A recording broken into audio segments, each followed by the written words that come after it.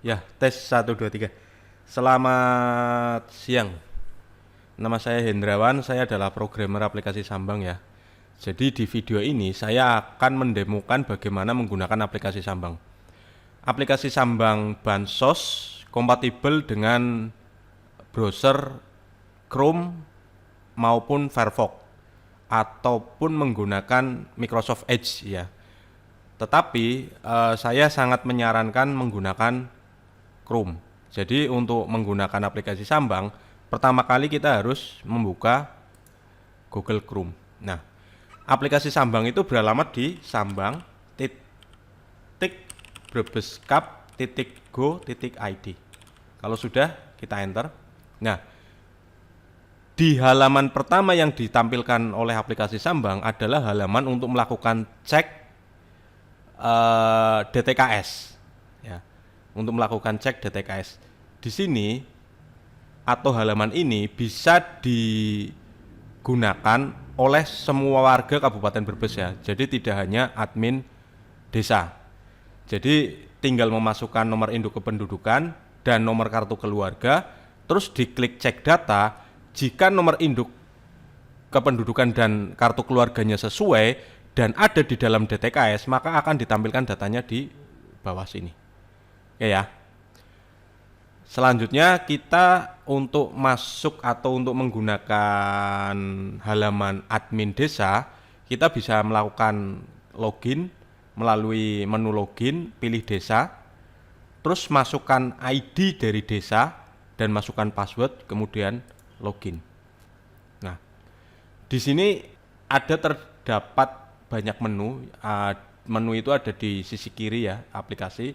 Di sini ada menu usulan, ada menu layanan, ada menu data bantuan, ada menu kependudukan, ada menu rekapitulasi, ada menu ART. ART itu berarti anggota rumah tangga ya. Terus ada menu master dan report. Tetapi untuk master dan report pada dasarnya sekarang desa sudah tidak perlu menggunakan menu ini lagi. Ini hanya sebagai ini aja ya, data tambahan aja kalau dibutuhkan. Nah, di sini di menu usulan ya, admin desa bisa memasukkan NIK untuk mengusulkan warga yang akan masuk ke dalam DTKS atau sebagai warga miskin di dalam satu desa. Tetapi sebaiknya sebelum melakukan pengajuan usulan dilakukan dulu rapat desa ya, musdes ya, musyawarah desa, terus dibuat dulu berita acaranya, baru ditambahkan berita acaranya ya. Katakanlah nomor berita acaranya berapa lah ya, terus tanggalnya berapa, katakanlah pilih filenya, habis itu di save. Berita acara ini digunakan oleh Dinas Sosial untuk mengecek keabsahan dari data warga yang diusulkan. Itu seperti itu. Kita masuk menu kedua, kita masuk layanan ya.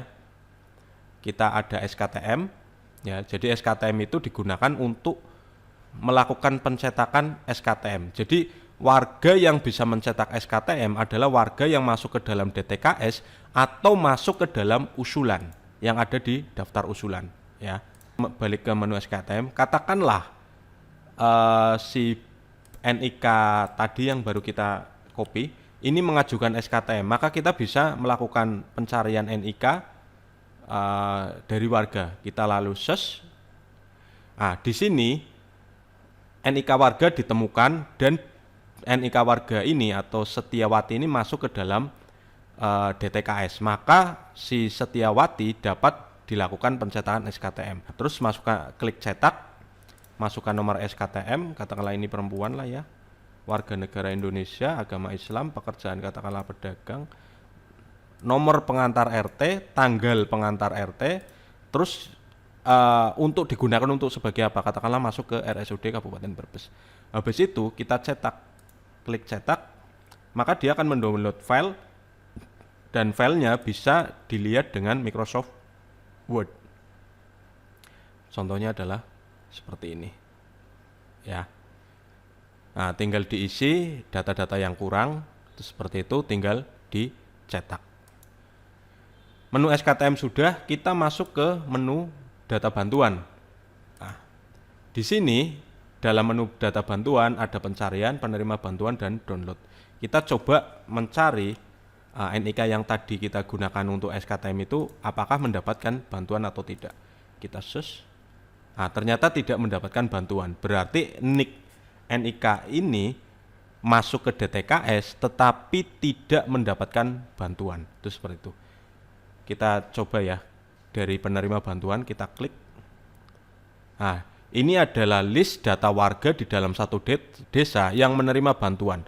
Contohnya di sini ada Bapak Diman, kita klik detail, maka di sini akan diketahui Bapak Diman ini mendapatkan bantuan apa.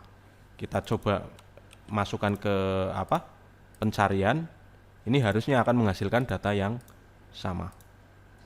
Nah ya, PPIJKN. Nah, data penerima bantuan ini juga bisa di-download dalam bentuk Excel. Contoh tadi ya, PPIJKN, kita coba download. Dia akan nge-save file Excel dan dibuka. File Excelnya di sini terlihat ya, semua NIK, nama, hubungan keluarga, pekerjaan, ini ID kakak ya, RT RW dari penerima bantuan JKN. Itu seperti itu. Oke, kita sudah masuk ke pendudukan, nggak usah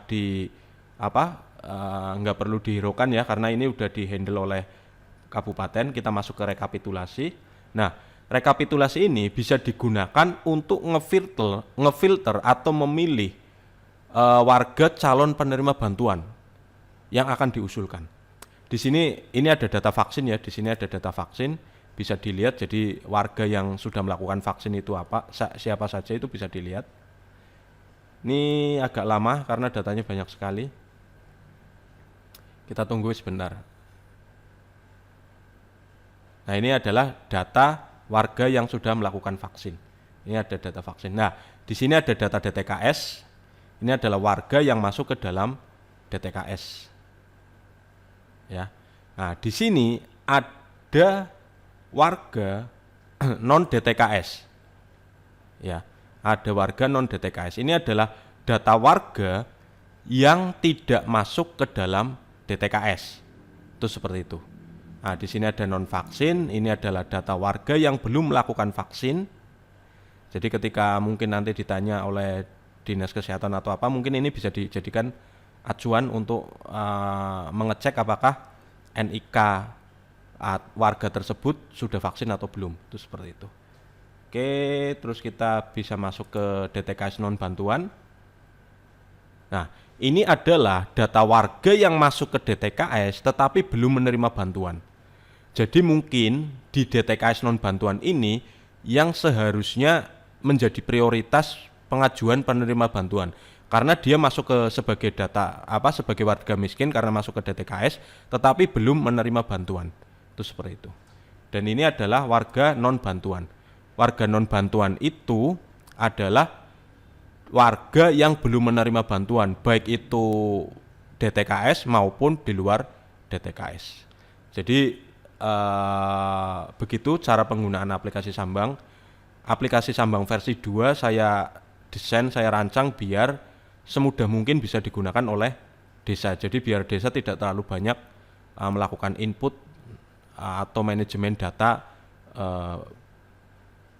penerima bantuan sosial. Jadi sebagian besar data penerima bantuan sosial itu sudah dihandle oleh pihak kabupaten. Jadi yang perlu dilakukan desa adalah ngefilter siapa saja yang belum menerima bantuan dan dia masuk ke DTKS untuk bisa didorong untuk bisa dapat menerima bantuan. Itu seperti itu.